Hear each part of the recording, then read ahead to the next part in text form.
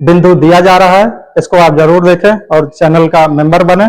Channel अच्छा लगेगा तो चैनल को लाइक वाइक कर दें। आइए स्टार्ट करते हैं। आज हम पढ़ेंगे विज्ञान की उपशाखाएं, जिसमें सबसे पहला जो क्वेश्चन दिख रहा है, एक चिकित्सीय प्रक्रिया जिसमें किरणों की सहायता से गुर्दे, पित्ताशय तथा मूत्राशय की थैली से पथरी निकाला जाता है, तो इस विज्ञान की शाखा को क्या कहा जाता है? बोलेंगे बच्चे, इस विज्ञान के शाखा को क्या कहा जाता है? लिथोट्राप्सी। क्या कहा जाता है?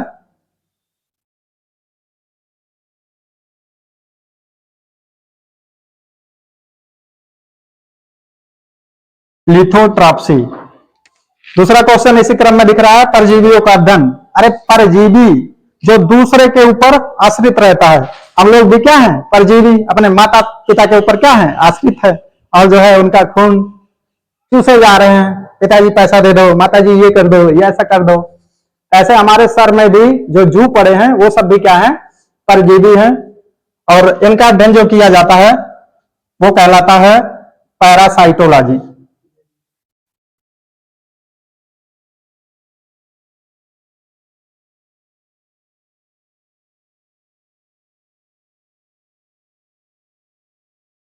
पैरासाइटोलॉजी। विषाणुओं का अध्ययन क्या कहलाता है? सबसे पहले बात करें विषाणुओं का खोज किसने किया था, तो इवानोवास्की ने विषाणुओं का खोज किया था। इसका अध्ययन कहलाता है वायरोलॉजी।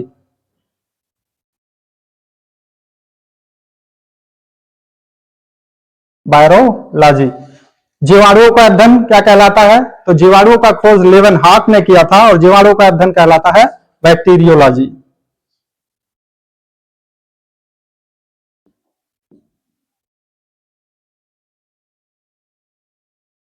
अरे कीट पतंगों का अध्ययन कहलाता, क्या कहलाता है? कीट पतंगों का अध्ययन। जब रात में बल्ब जलता है, लाइट जलता है, कीट पतंगे आके उस पर बैठते रहते हैं, तो उनका अध्ययन क्या कहलाएगा? उनका अध्ययन कहलाता है एंटोमोलॉजी। क्या कहलाता है? एंटोमोलॉजी।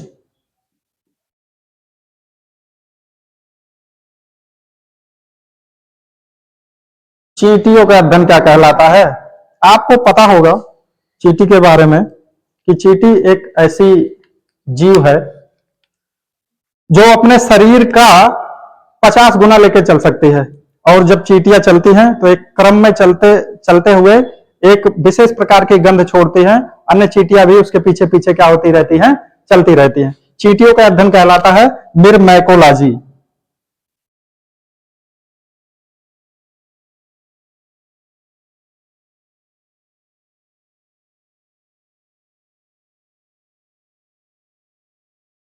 सर्पों का अध्ययन क्या कहलाता है? अरे कोबरा। कोबरा का अध्ययन बताओ क्या कहलाता है? सबको पता है इस दुनिया में सबसे ज्यादा जो जहरीला सर्प है वो हाइड्रोफिश है, जो जल के अंदर पाया जाता है। और इस अर्थ पे बात करें, पृथ्वी पे जो सबसे ज्यादा जहरीला सर्प है उसका नाम है रसल्स वाइपर, जिसको आम भाषा में हम लोग गेहूं कहते हैं। जो फैटार होता है गेहूं, तो सबसे ज्यादा किंग कोबरा विषैला होता है। लेकिन जब किंग कोबरा काट लेता है तो लोग के बचने की संभावना कम रहती है, और जब गेहूं काटता है तो लोगों के बचने की संभावना बहुत कम रहती है। जो किंग कोबरा सांप होता है उसका जो अटैक होता है वो तंत्रिका विषी होता है, हमारे तंत्रिका पे क्या होता है? उसका प्रभाव होता है। ये सब क्या है? ये सब सरीसृप के अंतर्गत आते हैं, जो रेंग रेंग कर चलते हैं, रेंगने वाले सांप होते हैं। इनका अध्ययन क्या कहलाता है? सर्पेंटोलॉजी या ऑफियोलॉजी।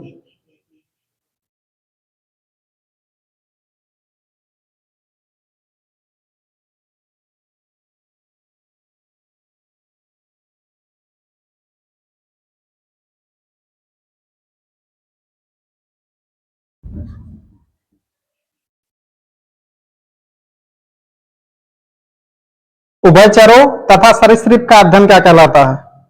उभयचर। आपको पता है उभयचर वे होते हैं जो जल और थल दोनों जगह पे पाए जाते हैं।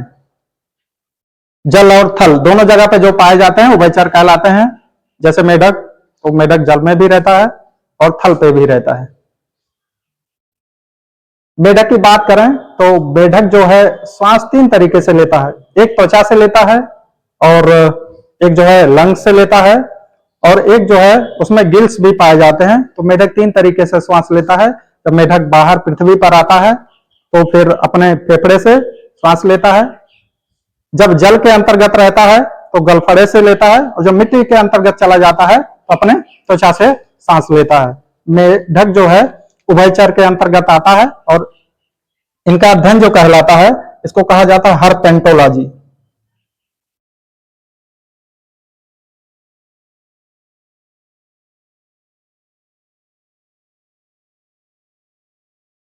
त्वचा तथा इसके रोगों का अध्ययन क्या कहलाता है? तो त्वचा सबको पता है, शरीर का जो सबसे बड़ा अंग है वो क्या है? त्वचा। और त्वचा का अध्ययन कहलाता है डर्मेटोलॉजी। वैसे भी पता है डर्मी डर्मी कुल कुल आता है। तो त्वचा में जब दांत खास खुजली कुछ ऐसा हो जाता है गर्मियों में तो हम लोग क्या लगाते हैं? फिर पाउडर का उपयोग करते हैं, और त्वचा का अध्ययन कहलाता है डर्मेटोलॉजी।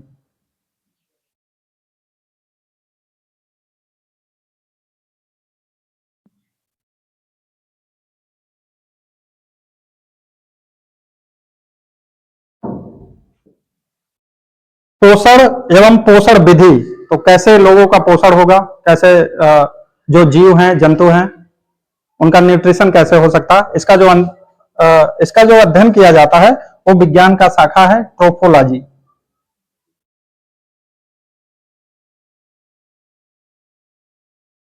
उपार्जित लक्षणों का अध्ययन क्या कहलाता है? उपार्जित लक्षणों का अध्ययन क्या कहलाता है? तो उपार्जित लक्षणों का अध्ययन जो होता है उसको कॉन्ड्रोलॉजी कहा जाता है।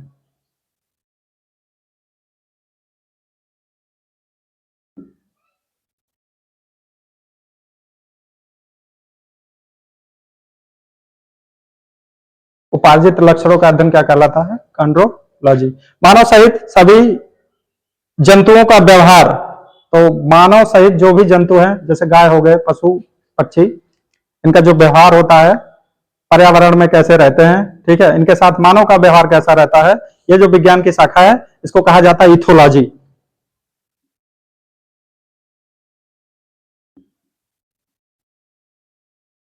इथोलॉजी।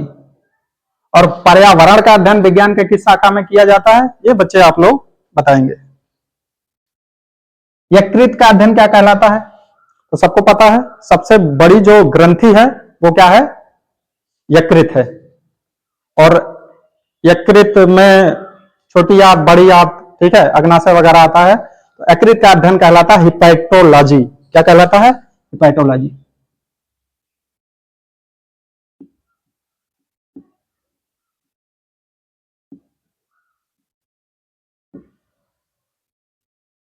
हृदय का अध्ययन क्या कहलाता है? हृदय का अध्ययन जो कहलाता है वो कहलाता है कार्डियोलॉजी। सबको पता है कार्डियक शब्द जो है हृदय के लिए है, और हृदय के जांच के लिए एक उपकरण भी है जिसको ईसीजी कहता है, इलेक्ट्रोकार्डियोग्राफ कहा जाता है। और सबसे मजबूत शरीर की जो पेशी होती है वो हृदय की पेशी होती है, जो हृदय पेशी से बनी होती है। मात्र एक ऐसी पेशी है जिसका प्रयोग हृदय में होता है। तो हृदय का अध्ययन क्या कहलाता है? हृदय का अध्ययन कहलाता है कार्डियोलॉजी।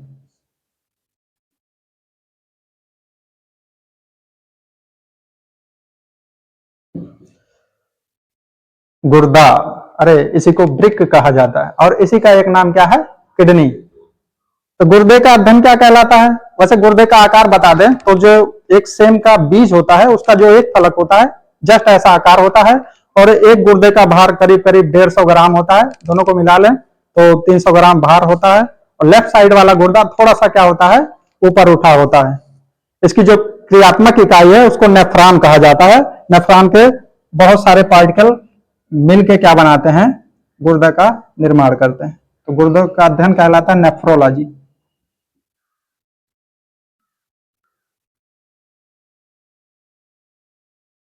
कवक का अध्ययन, तो कवक का अध्ययन क्या कहलाता है? माइकोलॉजी।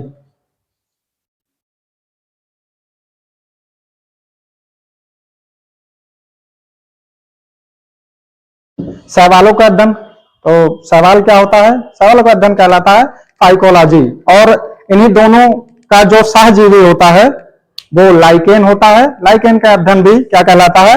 लाइकेनोलॉजी कहलाता है। सहजीवी क्या होते हैं? दो जीव जो एक दूसरे के ऊपर निर्भर होते हैं और कभी भी एक दूसरे को क्षति नहीं पहुंचाते हैं, क्या कहलाते हैं? सहजीवी कहलाते हैं। सवालों का अध्ययन क्या है? फाइकोलॉजी।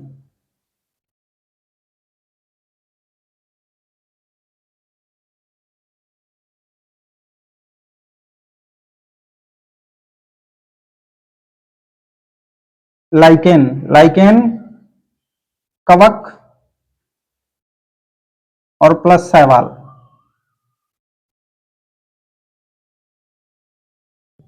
दोनों से मिलकर बना होता है। लाइकेन का अध्ययन क्या कहलाता है, ये आप लोग कमेंट में बताएंगे। आते हैं इधर बच्चे, मोलस्को का अध्ययन क्या कहलाता है? मोलस्को का अध्ययन कहलाता है माइलेकोलॉजी।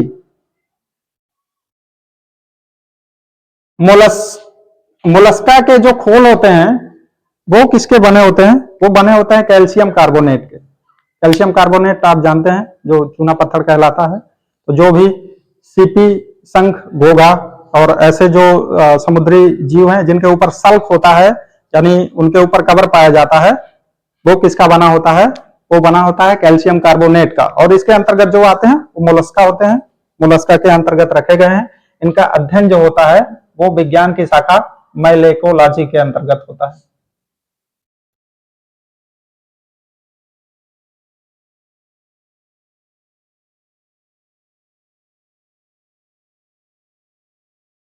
मनुष्य के पेशियों का अध्ययन, तो मनुष्य के पेशियों का अध्ययन मायोलॉजी या सार्कोलॉजी होता है। सबको पता है मनुष्य में 639 मांसपेशियां पाया जाता है।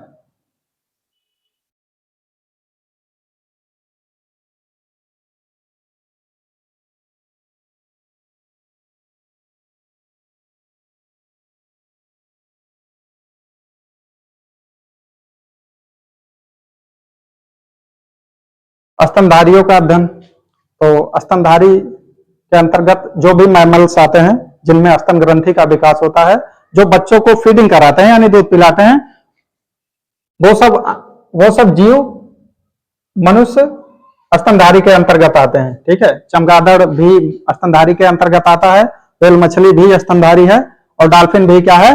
स्तनधारी है। तो स्तनधारी वे होते हैं जो बच्चों को मिल्क का फीडिंग कराते हैं। और स्तनधारियों का अध्ययन जो कहलाता है वो कहलाता है माइमोलॉजी।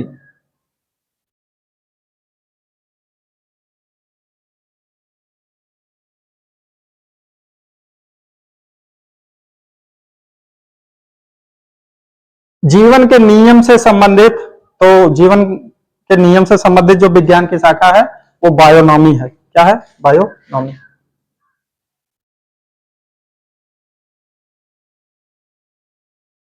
गणित एवं सांख्यिकी की तकनीकी द्वारा जीव विज्ञान का, हाँ ये बड़ा अच्छा आया, गणित और सांख्यिकी तकनीकी। अच्छा, आप जाते हैं आजकल जो है, जब भी एग्जाम देने जाते हैं तो आपका एक बायोमेट्री होता है। ठीक है, इसी सांख्यिकी का प्रयोग किया जाता है।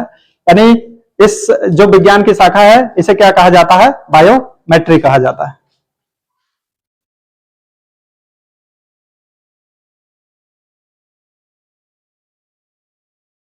मस्तिष्क के विभिन्न भागों की क्रियाशीलता तथा विक्षिप्तता का अध्ययन किया जाता है, वो विज्ञान की शाखा क्या कहलाएगी? सबको पता है हमारे पूरे शरीर को नियंत्रित कौन करता है? ब्रेन। ठीक है, तो उसका अध्ययन जो विज्ञान की शाखा के अंतर्गत किया जाता है उसका नाम है फ्रेनोलॉजी। क्या नाम है? एक बार बोलेंगे बच्चे, फ्रेनोलॉजी।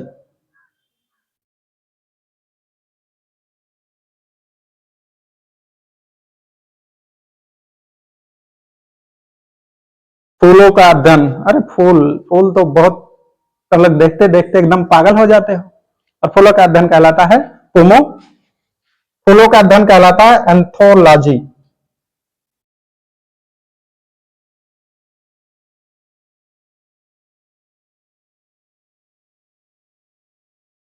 और कौन सा फूल ऐसा है जिसका कलर काला है? तो लोग बताते रहो। घासों का अध्ययन क्या कहलाता है? घासों का अध्ययन, घास क्या है सबको पता है बच्चे? जो घास का सबसे बड़ा पौधा है वो बांस होता है। सब लोग देखे होंगे, बांस बहुत बड़ा हो जाता है, घास कुल का पौधा है। और घासों का अध्ययन कहलाता है एग्रोइस्टोलॉजी। क्या कहलाता है?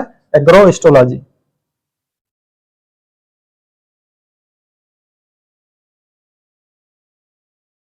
एग्रोहिस्टोलॉजी। विभिन्न प्रकार के पराग कणों, तो परागण कैसे होता है इसका जो अध्ययन किया जाता है पैलिनोलॉजी के अंतर्गत किया जाता है, पैलिनोलॉजी।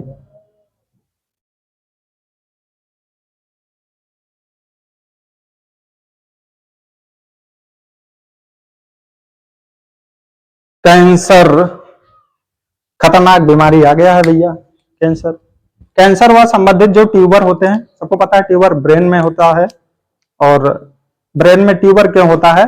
जो मिल्की राइबोसोम होता है वो हमारे मस्तिष्क के पिछले भाग में पाया जाता है। हमारे ब्रेन के जो मध्य वाला पार्ट है और जो अग्र मस्तिष्क है उसमें राइबोसोम नहीं पाया जाता है, जिसके कारण उसके कोशिका में विभाजन नहीं होता है। और जब कोशिका में विभाजन नहीं होगा तो कैंसर होने का कोई संभावना नहीं। फिर भी पीछे वाले पार्ट में मिल्की राइबोसोम पाया जाता है, जिसके कारण कोशिका विभाजन होता है और उसमें जो है ट्यूबर बन जाते हैं। तो ट्यूबर ही इतना खतरनाक हो जाता है कि आदमी का जान ले लेता है। बाकी मस्तिष्क में कैंसर होने का कोई संभावना नहीं होता है, क्योंकि मस्तिष्क की जो कोशिकाएं होती हैं उसमें पुनर्योजी क्षमता नहीं होती है। इसलिए जो है सब लोग देखते हो सर पे हेलमेट लगाने के लिए वाहन चलाते समय जो है सरकार भी पॉलिसी लगाती रहती है, अरे हेलमेट लगा के चलो नहीं चालान कट जाएगा, फिर सही हो जाओगे।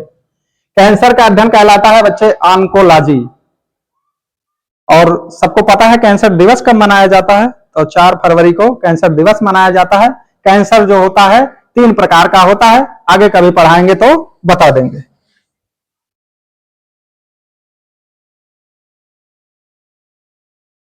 ऑन्कोलॉजी ये विज्ञान की शाखा है जिसके अंतर्गत कैंसर का अध्ययन किया जाता है।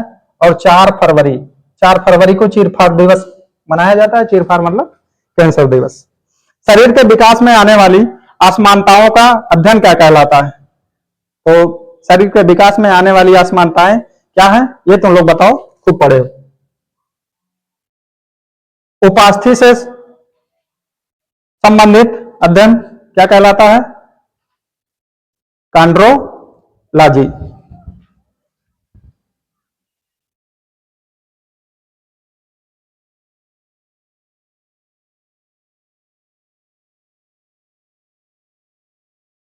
अस्थियों से संबंधित तो सबको पता है, अस्थियों से संबंधित जो अध्ययन है वो ऑस्टियोलॉजी है।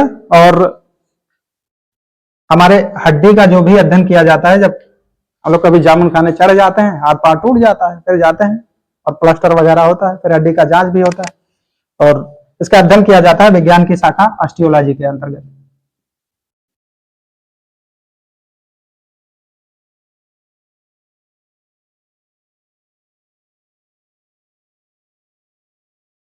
रुधिर, तो रुधिर सीरम का वैज्ञानिक नाम क्या है?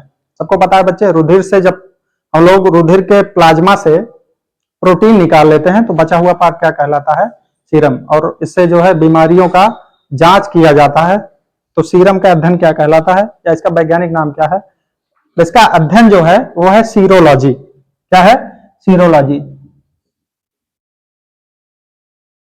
सीरोलॉजी। रुधिर का अध्ययन क्या कहलाता है? तो रुधिर में पाया जाता है बच्चे हीमोग्लोबिन, और उसी से मिलकर बना है हेमाटोलॉजी। हीमोग्लोबिन का काम क्या होता है? तो शरीर में जो ऑक्सीजन का परिवहन होता है वो कौन करता है? हीमोग्लोबिन करता है।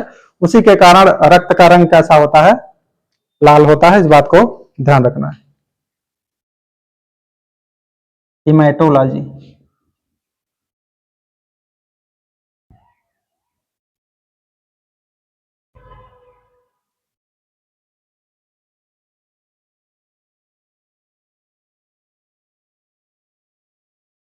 तंत्रिका तंत्र से संबंधित, अरे नर्वस सिस्टम।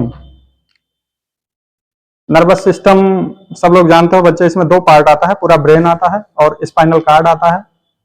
दोनों का जो है अध्ययन किया जाता है। तो तंत्रिका से संबंधित, तंत्रिका तंत्र से संबंधित जो विज्ञान की शाखा है वो क्या है?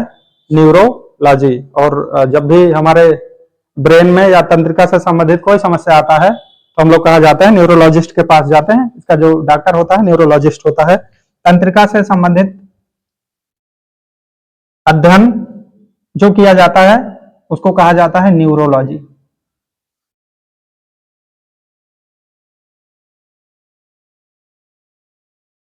न्यूरोलॉजी। और फलों का अध्ययन कहलाता है पोमोलॉजी। तो जितने भी फल होते हैं उनमें कौन सी बीमारी हो रही है, ठीक है, फल कैसे उत्पादन किया जाएगा, इन सब बातों को इसमें जो है सीखते हैं। इस शाखा का नाम है पोमोलॉजी।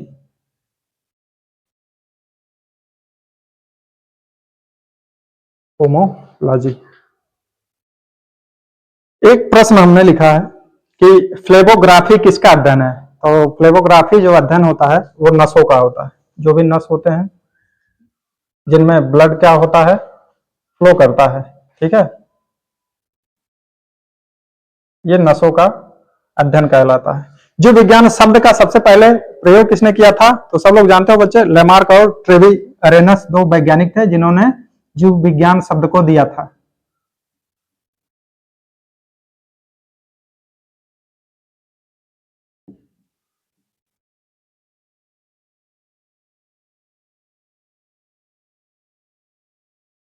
आंखों का अध्ययन, तो आंखों का अध्ययन जो कहलाता है वो ऑप्थेल्मोलॉजी कहलाता है, और जो डॉक्टर होते हैं ऑप्थेल्मोलॉजिस्ट होते हैं। वैसे आंखों के दो डॉक्टर होते हैं, एक तो ऑप्थेल्मोलॉजी जो हमारे चश्मे वगैरह को देखते हैं, आंख में कितना बड़ा ढक्कन लगाना है वो बताएंगे, और एक होते हैं जो आंख से संबंधित, जो आंख के जैसे नस हो गए, ठीक है, अंदर का पार्ट हो गया, कोई नस सूख गया, उसका जो ट्रीटमेंट करता है होता है आर्कियोलॉजिस्ट। तो आर्कियोलॉजी होता है और ऑप्थेल्मोलॉजी दोनों विज्ञान की शाखा है जिसके अंतर्गत आंख का अध्ययन किया जाता है।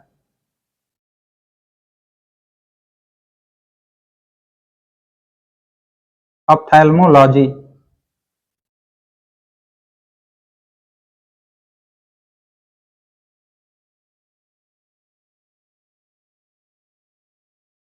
आर्कियोलॉजी।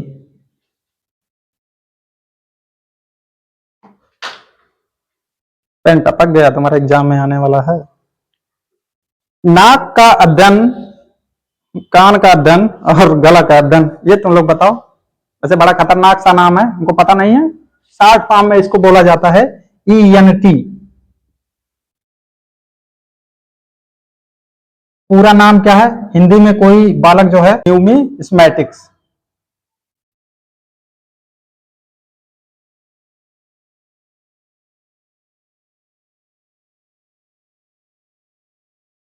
पुराने सिक्कों का अध्ययन क्या कहलाता है, न्यूमिस्मैटिक्स। जीवों के आनुवांशिक लक्षणों का अध्ययन क्या कहलाता है, तो सबको पता है बच्चे, आनुवांशिक विज्ञान के जो जनक हैं मेंडल हैं, तो जेनेटिक्स विज्ञान की शाखा है जिसके अंतर्गत अध्ययन किया जाता है। तो जीवों का आनुवांशिक लक्षण का अध्ययन किसमें किया जाता है, जेनेटिक्स के अंतर्गत।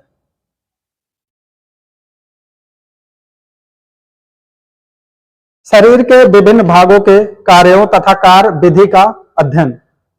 शरीर के विभिन्न भाग के कार्य विधि तथा कार्यों का अध्ययन, जैसे लंग्स हो गया, हृदय हो गया, किडनी हो गया, और शरीर के जो भी ग्रंथियां हो गए, सब कैसे कार्य करते हैं, हमारा ब्रेन कैसे काम करता है, इन सबका अलग अलग अध्ययन, वो फिजियोलॉजी, शारीरिक विज्ञान जिसे कहा जाता है हिंदी में फिजियोलॉजी।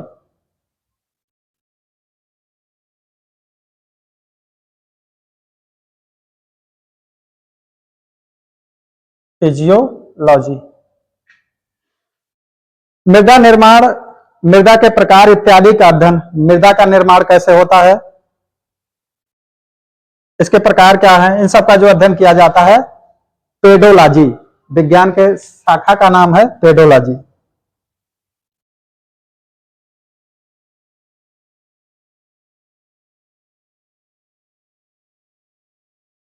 मनुष्य में वृद्धावस्था का अध्ययन। तो मनुष्य में वृद्धावस्था का अध्ययन किसके अंतर्गत किया जाता है। प्यारे बच्चे, आप लोगों को पता होगा, हमारा चेस्ट होता है, मतलब सीना, उसके पीछे वाले साइड में एक ग्रंथि पाया जाता है, थाइमस ग्रंथि।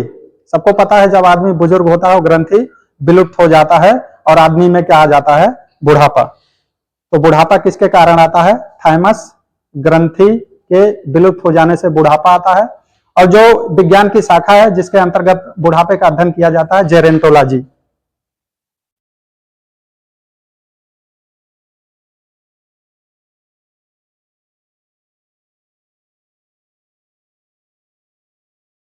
जेरेंटोलॉजी। झीलों का अध्ययन क्या कहलाता है? झीलों का अध्ययन क्या कहलाता है बच्चे? झीलों का अध्ययन कहलाता है लिम्नोलॉजी। लिम्नोलॉजी।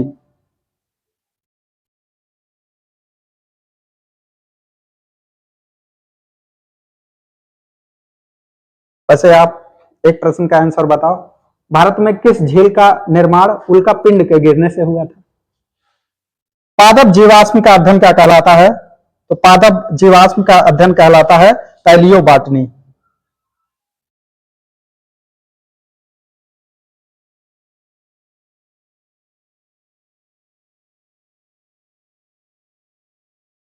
सजीवों पर उनके चारों ओर के पर्यावरण का प्रभाव। तो जो भी सजीव हैं उन पर पर्यावरण का क्या प्रभाव है? चारों ओर से पर्यावरण से घिरे हुए हैं, ठीक है, उसका क्या इफेक्ट आता है?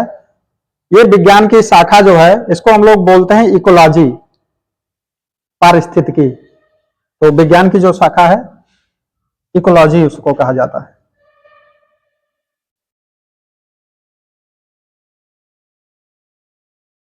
और वैसे आप बताएंगे पारिस्थितिकी शब्द किसने दिया, और पारिस्थितिकी तंत्र इकोसिस्टम शब्द को किसने दिया? ये जो है आप कमेंट बॉक्स में जरूर बताएंगे। ब्रह्मांड का अध्ययन क्या कहलाता है प्यारे बच्चे? ब्रह्मांड मतलब कॉस्मोलॉजी, ब्रह्मांड विज्ञान जिसे कहा जाता है, क्या कहलाता है? कॉस्मोलॉजी।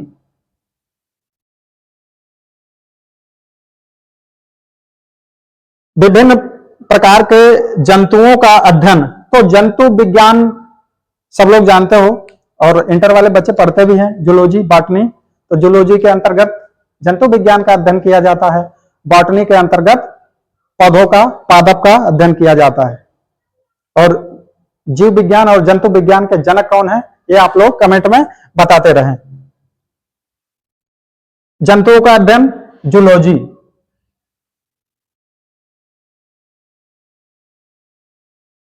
पादप और पादप की क्रिया तो अभी हमने बताया, बॉटनी।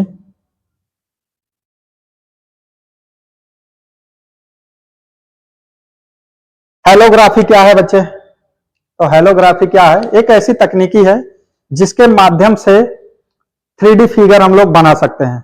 3D फिगर आपको पता होगा, जिसका इमेज हम लोग पर्दे पे नहीं बना सकते, इस बोर्ड पे 3D फिगर नहीं बनाया जा सकता। 3D फिगर मतलब जिसको हम 3 डायमेंशन में देखते हैं, एक साथ देख नहीं सकते। जैसे गेंद हो गया, ठीक है, हम हो गए, या कोई जीव हो गया जिसका 3D आकार है, मतलब जिसमें लंबाई, चौड़ाई और ऊंचाई आता है। तो हेलोग्राफी क्या है बच्चे? हेलोग्राफी एक तकनीकी है जिससे 3D फिगर बनाया जाता है। तो लेजर पुंज की सहायता से एक प्रकाश के किरण को डाला जाता है और जो है 3D फिगर बनाया जाता है। तो इसका आंसर आप लिखेंगे 3D चित्र।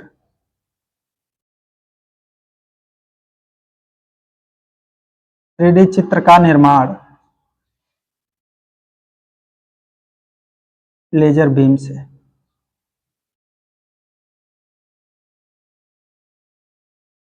वैसे आपको पता होगा लेजर बीम जो है वो बहुत दूर तक चला जाता है और टूटता नहीं है, उसकी चौड़ाई भी नहीं बढ़ती है। तो इसी तकनीकी का उपयोग करके 3D फिगर बनाया जाता है। आगे देखते हैं बच्चे, इधर जो है सब हम लोगों से, हमारे कृषि से संबंधित शाखाएं हैं, तो इसको भी हम लोग देख लेते हैं। मधुमक्खी पालन तथा शहद उत्पादन क्या कहलाता है? तो मधुमक्खी का पालन किया जाता है और शहद का भी उत्पादन किया जाता है। सबको पता है जो प्राकृतिक रूप में फ्रक्टोज पाया जाता है सबसे मीठा, वो शहद होता है। तो मधुमक्खी का पालन क्या कहलाता है?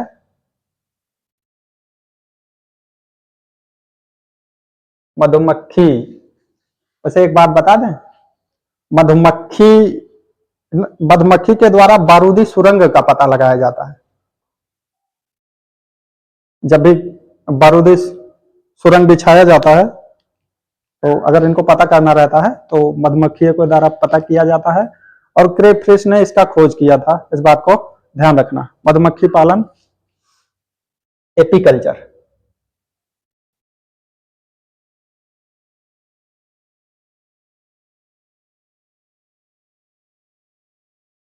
वैसे ब्लैक ब्लैक से ही लिख रहे हैं, पेन चेंज कर लेते हैं क्योंकि तुम लोगों को दिखाई नहीं देगा। पक्षी, तो पक्षी पालन क्या होता है बच्चे? एवियरी होता है, ठीक है, तो एविकल्चर हो जाएगा, सब लोग जानते हैं। पक्षी का अध्ययन कल हमने बताया था ऑर्निथोलॉजी, और पक्षी का पालन जो होगा वो होगा एविकल्चर।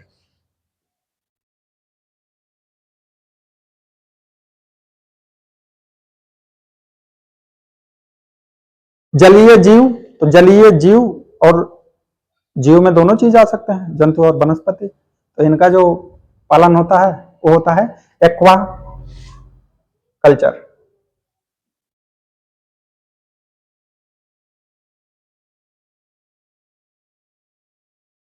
Aqua culture. मत्स्य का उत्पादन, सबको पता है प्यारे बच्चे, मत्स्य का जो उत्पादन किया जाता है वो पीसी कल्चर विज्ञान की एक शाखा है जिसके अंतर्गत किया जाता है। और मत्स्य का अध्ययन जो किया जाता है इक्थियोलॉजी, कल हमने बताया था, आपको ध्यान होगा, पीसी कल्चर।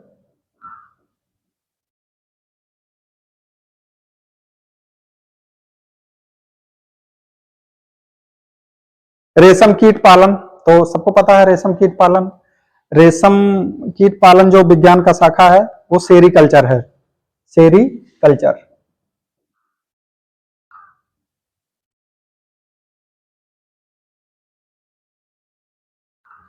वनों का संवर्धन, तो वनों का संवर्धन, वन कैसे लगाया जाएगा, कैसे इसका क्या फायदा है, इन सब में अध्ययन किया जाता है, वो कहलाता है silviculture.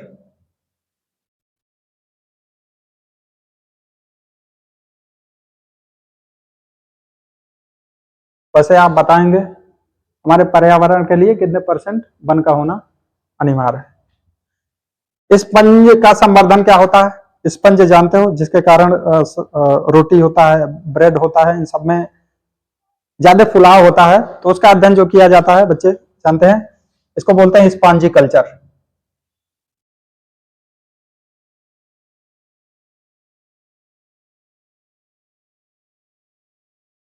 Spongy culture.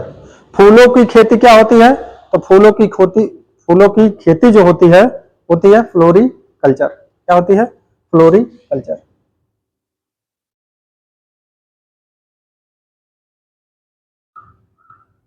Floriculture. वैसे आप बताएंगे फूलों का अध्ययन क्या कहलाता है? कल हमने बताया था, तो आप बताओ। सब्जियों की खेती, तो सब्जियों की खेती जो होती है वो होती है हॉर्टिकल्चर। क्या होता है? हॉर्टिकल्चर।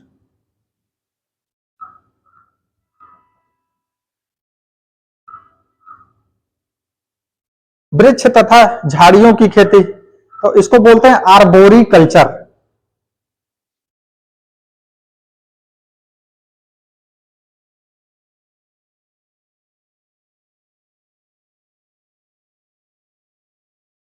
आर्बोरी कल्चर। फूल फल सब्जी मसाला, तो इन सब का जो खेती होता है वो किसके अंतर्गत होता है? वो होता है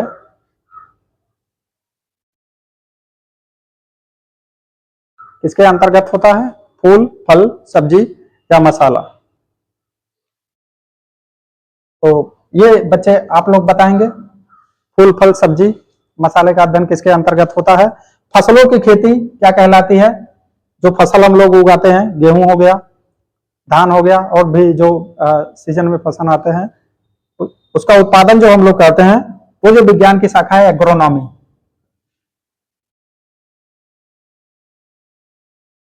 एग्रोनॉमी। केचुआ पालन, सबको पता है केचुआ का पालन किया जाता है, और जो केचुए का पालन होता है विज्ञान की शाखा जो है वो है वर्मी कल्चर।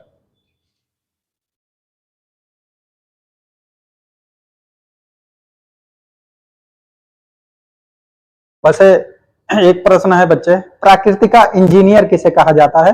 तो केचुए को देख के आप बता सकते हैं। किसान का मित्र भी कहा जाता है, आपको पता ही। जैतून का उत्पादन, संरक्षण तथा व्यापार, तो जैतून का उत्पादन, संरक्षण तथा व्यापार क्या कहलाता है? ओली कल्चर। क्या कहलाता है? ओली कल्चर।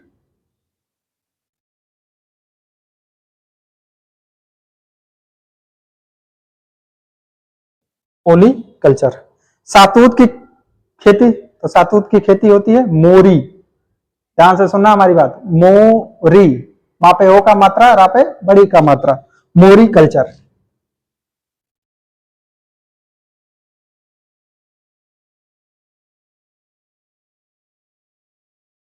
हाँ, एक प्रश्न ऊपर बच्चे अंगूर, तो अंगूर वाला आप बता ही देंगे। अंगूर का जो उत्पादन होता है बीटी कल्चर होता है, इस बात को ध्यान रखना।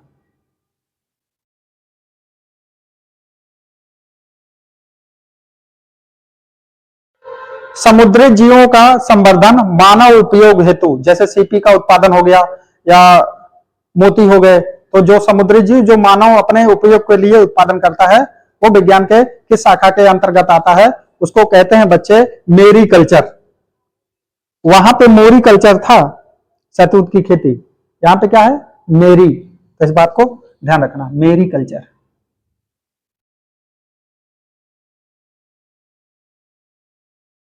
मेरी कल्चर।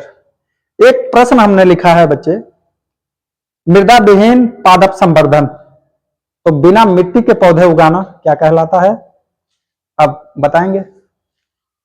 नहीं बताएंगे? हम बता देते हैं, एयरोपोनिक्स।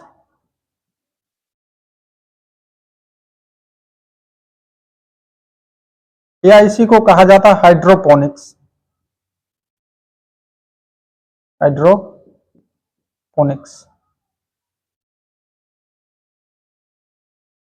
समझ पाए?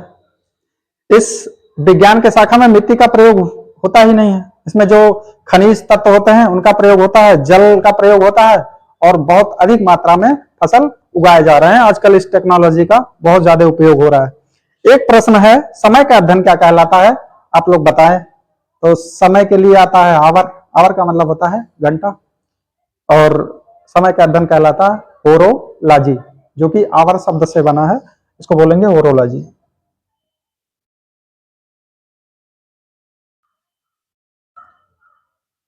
ओरोलॉजी। इस पूरे विज्ञान के शाखा में एक प्रश्न का उत्तर हमने गलत लिखा है, वो तुम लोग कमेंट बॉक्स में सही करके बताना। वीडियो कैसे लगा है आप लाइक कर लेना, और अच्छा लगा हो तो सब्सक्राइब भी कर लेना।